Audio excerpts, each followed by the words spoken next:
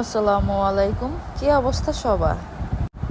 আমার হাতে কিছু পাতা দেখতে পারতেছেন, তাই না? বলেন তো ওই পাতাগুলোর নাম কি? এই পাতাগুলা কিন্তু মানুষ অনেক পছন্দ করে, আর ভাতের সাথে এই পাতাগুলো খুব মজা করে খেয়ে নেয়। আর এই পাতাগুলোর নাম হচ্ছে পাট শাক। তো আজকে আমি আপনাদেরকে এই পাট শাকের রেসিপি দেখাবো। তো চলুন দেখা যাক আজকে রেসিপি। শাকগুলো আমি ভালোভাবে ওয়াশ করে নিয়েছি, আর এখন আমি সিদ্ধ দিব। সিদ্ধ দেওয়ার জন্য কিছু লবণ দিয়ে দিলাম।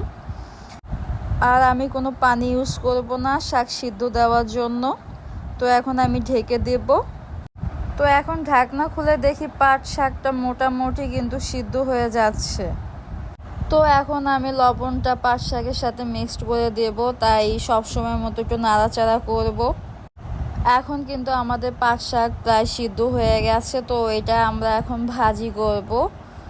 আর পাট শাক কিন্তু সিদ্ধ করে না নিলে এমন পিছলা হবে আপনি খাইতে পারবেন না, ওকে? এর জন্য সিদ্ধ করতে হবে। তো এখন একটা কড়াই চুলোয় বসায় দিলাম, আর এখানে আমি রসুন কুচি দিয়ে দিলাম, এখন কাঁচা মরিচ দিলাম, আর এখন আমি কিছু পেঁয়াজের কুচি দিয়ে দেব। তো পেঁয়াজের কুচি দেওয়া শেষ হলে এখন এটাকে ভালোভাবে ভেজে নেব, দেন ভালোভাবে নাড়াচাড়া করব। এখানে আমি পেঁয়াজ আর রসুন একটু বেশি করে ভাজবো লাল করার জন্য। তো এখন আমি পাট শাকগুলো দিয়ে দিলাম। তো আপনাদের সবার পছন্দের শাক পাট শাক, আমারও অনেক ভালো লাগে খেতে যদি ভালোভাবে রান্না করা হয়। আর আমি আজকে পাট শাক কিন্তু ভালোভাবে রান্না করতেছি শুধুমাত্র আপনাদের জন্য, ওকে? আপনারা যখন পাট শাক রান্না করবেন ঠিক এভাবে রান্না করবেন, তাহলে দেখবেন পাট শাক আর পিছলা হবে না, ওকে? শাকগুলো একদম এভাবে ঝুরঝুরে করে রান্না করতে হবে।